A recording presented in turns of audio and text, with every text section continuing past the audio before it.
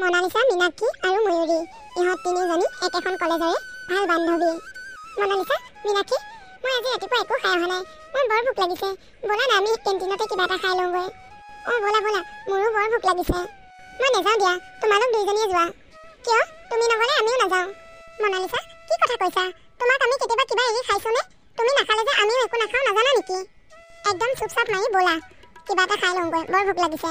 ব'লা ব'লা, তোমালোকৰ লগত আৰু নোৱাৰি। এই বুলি কৈ গোটেই তিনিজনী কেণ্টিনলৈ গ'ল। এনেকৈয়ে গোটেই তিনিজনীয়ে কেণ্টিনলৈ গৈ কিবা কিবি খাই আহিলে।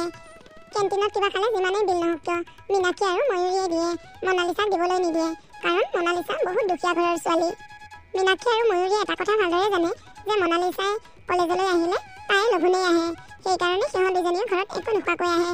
বুদ্ধি কৰি হ'লেও মনালিসাক কেণ্টিনত কিবা এটা খুৱাই লয়। তোমালোকৰ দুজনীৰ দৰে বান্ধৱী বহুত ভাগ্যৰ বলতহে পোৱা যায়। আচলতে মোৰ কপালখনেই ভাল চাগে, সেইকাৰণে তোমালোকৰ দুজনীক মই বান্ধৱী হিচাপে পাইছোঁ। কি হ'ব দে, তই আমাৰ বহুত গুণ গাই থাক, নিজকে কেতিয়াবা বেয়াই লাগি যায়। আমি বান্ধৱী হৈছোনো কিয় আকৌ? এনেকৈ মিলা প্ৰীতিৰে থাকিলেহে ভাল লাগে। ঐ শুনচোন শুন, কাইলৈ আমি এখন পাৰ্কলৈ যাম হা। ময়ূৰী, তুমি একেবাৰে মোৰ মনৰ কথাটোকে কৈছা। ঐ তুমি কৈ কথা নকবি দেই, মই কেনেকৈ তই মইকে কৈছোঁ দেখা নাই? বন্ধু বান্ধৱীৰ ক্ষেত্ৰত কিবা এই তুমি তোমাৰ এইবোৰ শব্দ একেবাৰে মোৰ ভাল নালাগে। কথাটো হয় কিন্তু দেই। ঠিকে আছে দে, আজিৰ পৰা আমি তই মই কৈ মাতিম। ময়ূৰী শুনচোন, তই মোৰ একেবাৰে মনৰ কথাটোকে কৈছ। এইকেইদিন কলৈকো ফুৰিব যাব পৰা নাই, গম পাইছনে? কাইলৈ কলেজলৈ অহা বুলি বুদ্ধি কৰিয়ে ফুৰিবলৈ যাম আমি গোটেই তিনিজনীয়ে। ঐ পৰীক্ষা আহি আছে, তহঁতে আকৌ এইবোৰ কি কৰিছ? মনালিসা, হ'ব দে, তই বৰ পঢ়া কথা কৈ থাক। তই থাকোঁতে আমি কিয় চিন্তা কৰিব লাগে পঢ়া শুনা? এনেও এক্সামত পাছ কৰিমেই। তইতো যি পঢ় চব নোট কৰি যাওঁ, সেই নোটখিনি আমাক পৰীক্ষাৰ আগে আগে দি দিবি। তই থাকোঁতে আৰু আমি ইমান টেনশ্যন ল'মনে? ব'ল কাইলৈ যাব লাগিব কিন্তু। এই বুলি কৈ গোটেই তিনিজনী ঘৰা ঘৰি গ'ল। এক্সাম শেষ হোৱাৰ পিছত মীনাক্ষী, ময়ূৰী, মনালিসা গোটেই তিনিজনীয়ে বিয়া হৈ গ'ল। মীনাক্ষী, ময়ূৰী দুইজনী ধনী মানুহৰ জীয়ৰীৰ কাৰণে সিহঁতে আকৌ ধনী ঘৰৰ পৰিয়াললৈ বিয়া হৈ গ'ল। মনালিসাই সিহঁতৰ লগত মিলাকৈ এজন ল'ৰালৈ বিয়া হৈ গ'ল। আহকচোন, বিয়াৰ পিছত সিহঁতৰ বান্ধৱীৰ মৰম চেনেহবোৰ কেনে আছে আমি চাওঁ। হেল্ল' মীনাক্ষী, কি কৰি আছ? বা, তোৰ আজি কেনেকৈ মনত পৰিল ময়ূৰী? হয় নেকি? কথা ক'বলৈ আহিছ? তোৰনো মোলৈ কি মনত পৰে? ফোন এটাও নকৰ দেখোন। হয় নেকি? এতিয়া তাৰমানে মোৰহে ভুল আৰু। বুজিছ, মোৰ আগৰ কলেজৰ দিনবোৰলৈ আজি বৰকৈ মনত পৰি আছে। বহুত দিন হ'ল তহঁতৰ দুজনীক লগেই পোৱা নাই। মনালিসা ক'ত থাকেও আজিকালি নাজানো নহয়, বিয়া হোৱাৰ পৰা তাইক এদিনো লগ পোৱা নাই। কাম এটা কৰোঁ দে, দুয়োজনীয়ে লগ লাগি মনালিসাৰ ঘৰলৈ এদিন যাওঁ। যাব পাৰি, নহ'লে কাইলৈ ওলা, মই কাইলৈ ফ্ৰী আছোঁ। তাইৰ ঘৰটো তই চিনি পাওঁ নে নাপাওঁ? মই কিন্তু চিনি নাপাওঁ। ময়ো চিনি নাপাওঁ, কিন্তু তাইৰ বিয়াৰ কাৰ্ডখন মোৰ তাত আছে। কাৰ্ডখনতে তাইৰ গিৰিয়েকৰ ঘৰৰ এড্ৰেছটো লিখা হৈ আছে। মই চাই লৈ বাৰু তোক হোৱাটছএপত দিম দে। হ'ব দে, তই যদি এড্ৰেছটো বিচাৰি পাওঁ মোক দিবি, কাইলৈ দুইজনীয়ে যাম। হ'ব দে, এতিয়া ৰাখিছোঁ দে। হ'ব। পিছদিনাখন দুপৰীয়া ময়ূৰীয়ে পাকঘৰত ভাত বনাই আছে। তেনে সময়তে তাই গাড়ীৰ মাত শুনিলে। চোতালত গাড়ীৰ মাত শুনা যেন পালোঁ দেখোন। আমাৰ ঘৰত গাড়ীৰ মাত? কোন আহিবনো আমাৰ ঘৰত গাড়ী লৈ? ৰাস্তাইদি কোনোবা গৈছে হ'বলা। তেনে সময়তে মনালিসাৰ শহুৱেক আৰু শাহুৱেক চোতালতে ৰৈ আছিল। হেৰি, এইখন বাৰু ক'ৰ গাড়ী আহিল? বৰ দামী গাড়ী আহিল দেখোন। আমাৰ ঘৰততো এনেকুৱা গাড়ী লৈ অহা আলহীয়ে নাই দেখোন। মোৰ দেখোন কিবা ভয়হে লাগিছে, ভৰি হাতবোৰ কঁপিবলৈহে ধৰিছে। জানো পাই, এনেকুৱা আগতে গাড়ী লৈ অহা মানুহ আমাৰ ঘৰলৈ অহাই নাই। তেনে সময়তে গাড়ীৰ পৰা ময়ূৰী আৰু মীনাক্ষী নামি আহিল। তোমালোক কোন? ক'ৰ পৰা আহিছা? খুৰা, এইখন মহেশ বৰাৰ ঘৰ হয়নে? হয়, মোৰ নামেই মহেশ বৰা। খুৰা, আপোনাৰ বোৱাৰীজনী ঘৰত আছেনে? মানে মনালিসা?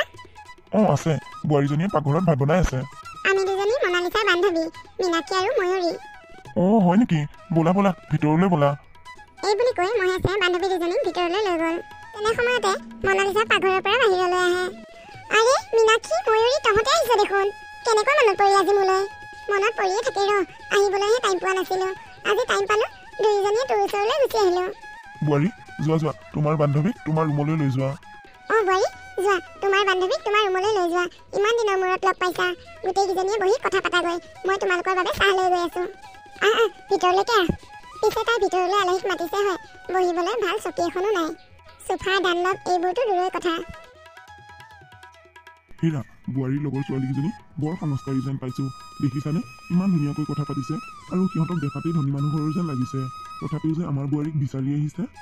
এয়াই হৈছে প্ৰকৃত বান্ধৱী। প্ৰকৃত বান্ধৱীয়ে ধনী দুখীয়া বাদ বিচাৰ নকৰে। যোৱা, তুমি সিহঁতৰ কাৰণে চাহপানী কৰি লৈ যোৱা। মীনাক্ষী, ময়ূৰী, তহঁতকেইজনী অহাতে মোৰ আজি খুব ভাল লাগিছে জানো। বিয়াৰ পিছত আজি তহঁতক প্ৰথমবাৰৰ বাবে লগ পাইছোঁ। কিন্তু তহঁতৰ দৰে মোৰ জীৱনটো নহয়। তহঁতক বহিব দিবলৈ মোৰ ঘৰত এখন চোফা নাই, এখন চকী নাই, আনকি তহঁতক বহিব দিবলৈ এখন বিচনাও নাই। আমি মাটিতে শুওঁ, সেই গাড়ীটো যে পাৰা হৈ আছে তাতে শুওঁ। তহঁতে আহিবি বুলি যদি এটা খবৰ দি আহিলি হয়, মই কিবা এটা কৰিলোঁ হয়। চোফাৰ ছিট আনিব নোৱাৰিলেও বিচনা এখন আনিলোঁ হয়। মনালিছা, মনে মনে থাক। আমি তোৰ ঘৰত চোফাত নাইবা বিচনাত বহিবলৈ অহা নাই নহয়। আমি মাথো আমাৰ মৰমৰ বান্ধৱীজনীক লগ কৰিবলৈ আহিছোঁ। মনালিছা, তই সেইবোৰ এনেই বাহিৰা কথা চিন্তা কৰি আছ। এতিয়া আচল কথালৈ আহ। আমি ইমান দিনৰ মূৰত লগ পাইছোঁ। আমি আমাৰ কথা পাতিব লাগেনে, নে ঘৰুৱা কথাবোৰ পাতি থাকিব লাগে? হ'ব দে, নাপাতো বাৰু। শুনচোন, তহঁত দুজনী আমাৰ ঘৰটো উলিয়াওঁতে একো অসুবিধা হোৱা নাইতো? কেনেকৈ চিনি পালি অ'? তোৰ বিয়াৰ কাৰ্ডখন মোৰ লগত আছিল, কাৰ্ডখনতে এড্ৰেছটো আছিল। সেইকাৰণে আমি তোৰ ঘৰটো উলিয়াওঁতে একো অসুবিধা নাপালোঁ। ৰচোন, বিয়াৰ পিছৰে পৰা তোৰ যে একেবাৰে খবৰ নাইকিয়া হৈ গ'ল। ক'ত গায়ব হৈ গ'লি তই? সঁচাকৈ দেই, তোৰ ফোন নাই, মেছেজ নাই, তোৰ মোবাইল নম্বৰ নাই আমাৰ লগত। তই একদম মানুহজনী চেঞ্জ হৈ গ'লি। মোৰ মোবাইলে নাই, তহঁতৰ লগত কেনেকৈ মেছেজত কথা পাতিম, ফোন কৰিম? কথা তাৰ মানে সেইটো। মনালিছা, তোক মই এটা কথা সুধোঁ, বেয়া পাবি নেকি? কি কথা ক? তহঁতকনো মই বেয়া পাব পাৰোঁনে? সোধ আকৌ কি কথা? তোৰ মানুহজনে বৰ্তমান কি কৰি আছেনো? আগতে প্ৰাইভেট কোম্পানী এটাত কাম কৰি আছিল। পইচা দিয়া খেলি মেলি কৰাৰ বাবে বৰ্তমান তাৰ পৰা ওলাই আহিলে। এতিয়া কাৰোবাৰ ঘৰে ঘৰে হাজিৰা কাম পালে কৰে আৰু। আমাৰ এওঁৰ লগত মই কথা পাতিব লাগিব ৰ। আমাৰ অফিচত যদি কিবা পোষ্ট খালী আছে, তেনেহ'লে তোৰ মানুহজনক সোমোৱাই দিব লাগিব। এনেকৈয়ে তিনিওজনী বান্ধৱীয়ে কথা পাতি থাকোঁতেই মনালিছাৰ গিৰিয়ে কামৰ পৰা ঘৰ পালেহি। মনালিছা, আপুনি পালেহি? মনালিছা, এওঁলোক কোন? মই ধৰিব পৰা নাই যে। মই আপোনাক ক'ব পাহৰিছোঁ। চাওকচোন, মই যে আগতে আপোনাক কৈ থাকোঁ মোৰ দুজনী খুব ভাল বান্ধৱী আছে। মোৰ সেই বান্ধৱী দুজনী এই দুজনীয়ে, ময়ূৰী আৰু মীনাক্ষী। মনালিছা, তেওঁলোকৰ বাবে তুমি কিবা খোৱাৰ যোগাৰ কৰিলানে নাই? মই কথা পাতি থাকোঁতে একো বনোৱাই হোৱা নাই। মায়ে চাহ বনাইছে হ'বলা।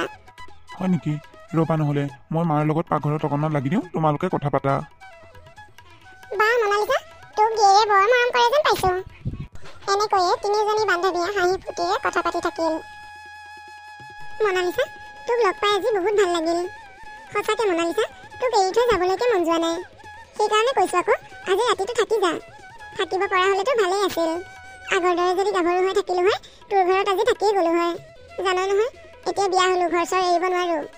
আজি যাওঁগৈ দে, পাৰিলে এদিন সময় উলিয়াই আহিম। গোটেইকেইজনী একেলগে তহঁতৰ ঘৰত থাকিমহি। শুন, তই আকৌ কাইলৈ দীপক পঠিয়াই দিবলৈ নাপাহৰিবি। এটাই পোষ্ট খালী আছে। আজিকালি অফিচত পোষ্ট খালীয়ে নাথাকে। মানুহ যে দিনটোত কিমান আহে ঠিক নাই। তই কাইলৈ দীপক পঠিয়াই দিবি। আমাৰ ঘৰলৈ তাক যাব দিবি। সিয়ে মই একেলগে অফিচলৈ যাম। মই তেনেকৈ দীপক হঠাতে আমাৰ অফিচত কাম দিয়াৰ বাবে তই কিবা বেয়া পাইছ নেকি? নাই ইজনী, মই আকৌ কিয় বেয়া পাম? মানুহজনে লোকৰ ঘৰে ঘৰে কাম কৰি ফুৰাতকৈ এটা অফিচত বহি কাম কৰিব মই ভালহে পাইছোঁ। তই মোক এইখিনি উপকাৰ কৰাৰ বাবে তোৰ ওচৰত মই চিৰকৃতজ্ঞ। তই মোক তেনেকৈ লাজ নিদিবি দেই। ব'ল, এতিয়া এনেকৈ কথা পাতি থাকিলে ইয়াতেই ৰাতি হ'ব। কেনেবাকৈ গাঁৱৰ পৰা ওলাব যদি নোৱাৰোঁ, হ'ল আৰু। যা, কথাটো নোহোৱা নহয়। সন্ধিয়া হ'লে তহঁতৰ ৰাস্তা ভুল হ'ব। এনেকৈয়ে মনালিছাক বান্ধৱীকেইজনীয়ে উপকাৰ কৰিলে।